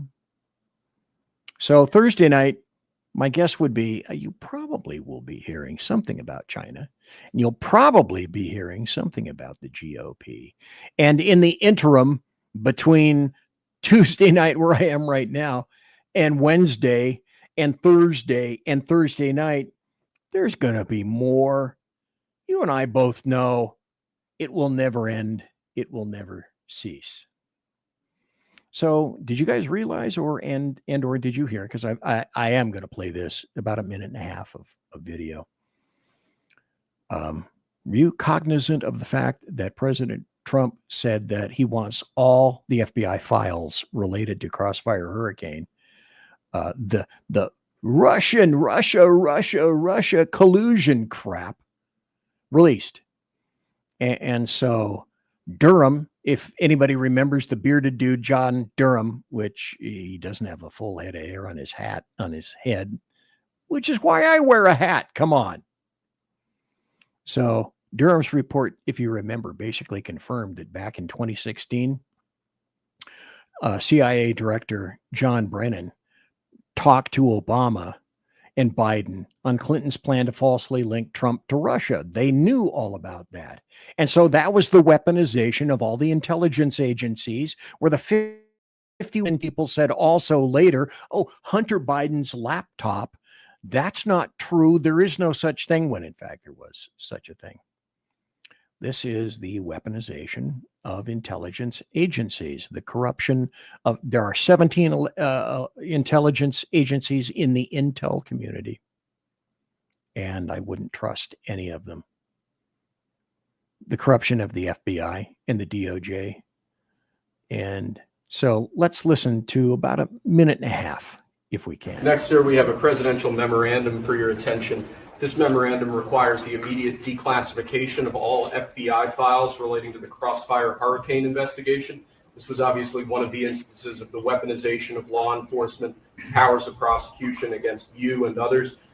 We believe that it's long past time for the American people to have a full and complete understanding of what exactly is in those files. Which gives the media the right to go in and check it. You probably won't bother because you're not going to like what you see. But this was total weaponization. First tonight. It never happened in this country. But now you'll be able to see for yourselves, all declassified. Is that correct? Yes, sir. All declassified? Yes, sir. Everything? The FBI file with there's a classified annex, but other than that, this we'll put everything in the public eye. Okay, stop just for a second. Those who know me know where I'm already going. And I think, can I squunch? That's the technical term, squunch. Another 3 stories before the end of the show. I might be able to.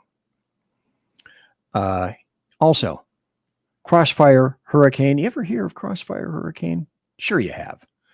Plasmic Echo, Round River, Arctic Frost. Ever hear of Arctic? I bet some of you have heard of Arctic Frost. And again, John Solomon of Just the News, he created that site.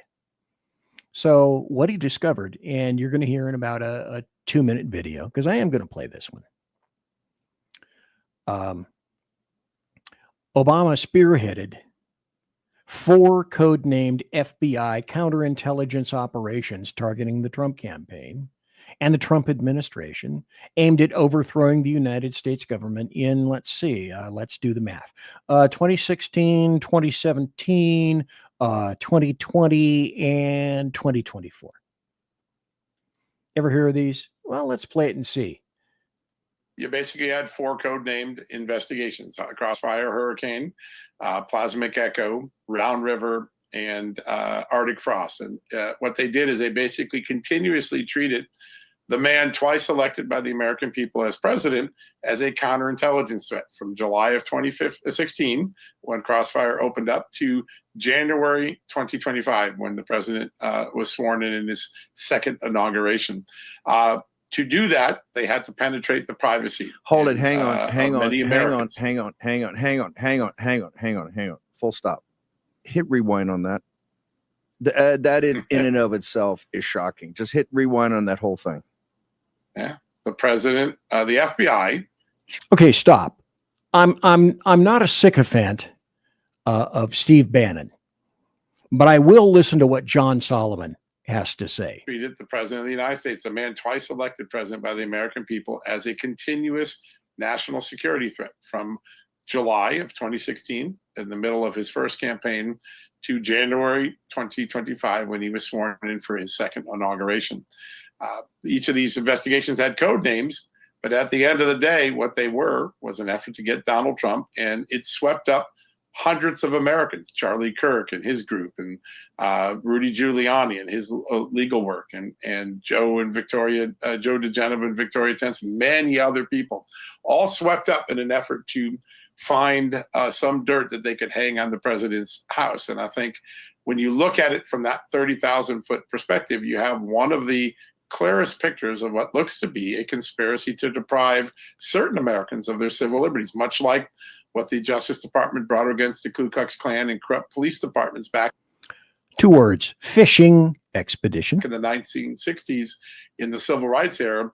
You now have a new version of it in 2026, which looks at the FBI and associated intelligence agencies and government agencies as potentially depriving the civil rights of President Trump and those around him. And by the way, Harmeet Dillon is. But see, no one cares on the left or the Democrats. It's okay if we do it. The people whose civil rights we abrogate, it's okay if we decide that we are going to be the determinants of that, not you or anyone else. So again, specifically back to it's okay when we do it, because we're different. We're better. So Trump was right about everything. And the news is fake, and the deep state is real. Let me clarify one thing about the deep state, because BZ, isn't there a huge conflict in what you're saying? Because if you like Kash Patel, he's FBI. So that means that the FBI is essentially good. If you like Kash Patel, then you like the FBI, then you must have enjoyed the FBI prior to Trump 45, prior to Trump 47. But there are just a handful of people at the top of the FBI on the 7th floor. I visited there only once. You didn't want to be on the 7th floor, Mahogany Row. I worked for the FBI for a while. I worked in the federal system for a while. So at least at the time in the 70s, I was very familiar with how all that crap worked. And the deep staters are, what would be a good analogy to the deep state? In any organization. How about this? Let me throw this out to you. I'll pitch and you catch. You see what I did there? You have whatever job you work for. And let's say that you've been working in that division for 15 years. And you know all the ins and outs of that job, of that business, of whatever it is on the floor that you do. But you've noticed that your bosses come and go. And your bosses have different orders, and they seem to be conflicting. And if you get a boss that you don't like, you can readily undermine the crap out of them, because you know where all the skeletons are buried and into which closets to open the door. And so that's the deep state. Bosses, presidents, cabinets come and go. But you know how to make all the crap work, because you know how to manipulate the system, because for fuck's sake, you are the system. Same with the FBI and the DOJ and anybody else. I got one story, and then I'm going to wrap this up. I also discovered that in terms of conspiracy theories, here's one that you guys haven't heard and you don't really know anything about. But it was a conspiracy theory that turned out to be a conspiracy reality. And again, go to Rumble when I post all that stuff, and you can read all this in great detail. Receipts, you're lying, blah, blah, blah. Fuck you. Dr. Robert Malone. I can't help but say to all you lovely leftists, okay, here's the conspiracy. Conspiracy theorists, you were right. So Dr. Robert Malone, declassified documents exposed the U.S. military. Now he's saying this, that these classified documents exposed the U.S. military released 282,000 radioactive ticks, sparking Lyme disease, an epidemic, and a 40-year cover-up. And I'll just gloss over the high points of this for a paragraph or two. And then I'll make my wrap-up point for at least the conspiracy theory portion of the show, which I didn't even get to the other two. The U.S. military released 282,800 radioactive Lone Star ticks labeled with carbon-14 across Virginia sites along bird migration routes from 1966 to 1969. Before the experiments, these ticks weren't found north of the Mason-Dixon line, but they soon established populations on Long Island for the first time. Imagine that. That's a serious distance away from Virginia. CIA operatives under Operation Mongoose in 1962 dropped infected ticks on Cuban sugarcane workers via nighttime C-123 provider flights. I've been in a C-123. 2-engine job, sort of like a C-119, only smaller. I think they're both made by Fairchild. So one operative's infant son suffered a life-threatening 105-degree temp, requiring an emergency tracheotomy after family contamination. And then, BZ, what about Plum Island? Look up Plum Island. They're in New York, not far away from a massive population of New York City. Plum Island Animal Disease Center under Army's Chemical Corps conducted open-air tick experiments with contaminant failures and containment failures. Test animals just happen to mingle with wild deer and birds because that's what animals do, and deer from nearby Lyme, Connecticut.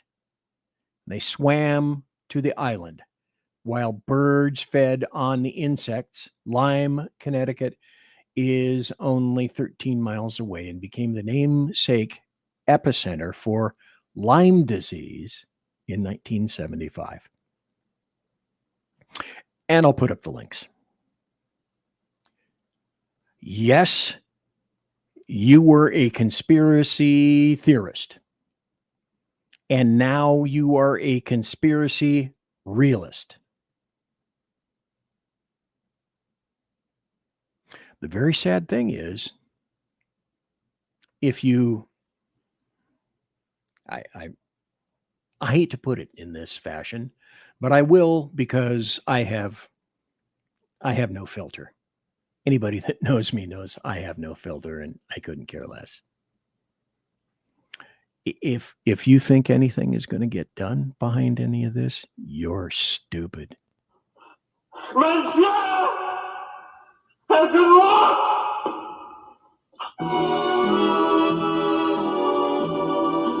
So, ladies and gentlemen, boys and girls, children of all ages, thanks for listening to my show, BZ's Berserk Bobcat Saloon radio show, live and direct right here in the SHR Media Northern United States studio.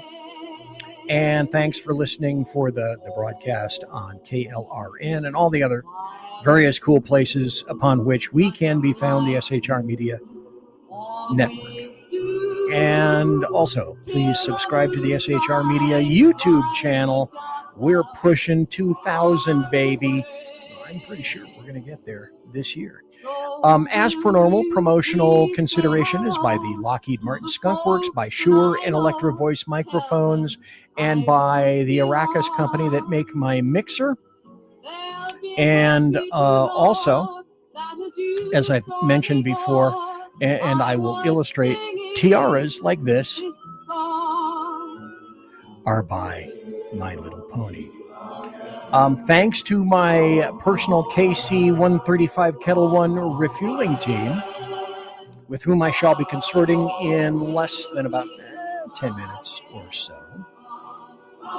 Thanks for being here tonight.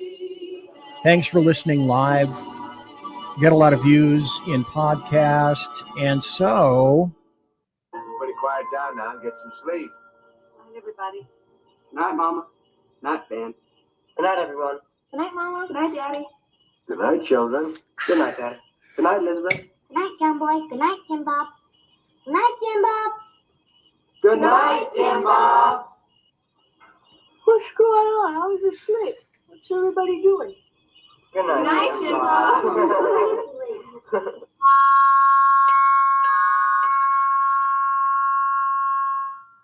Good night, and good luck.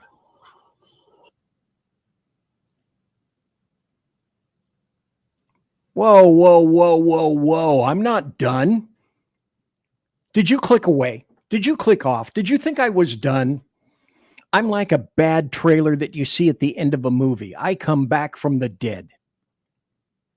And the reason that I came back to the dead, or from the dead, I'm almost dead.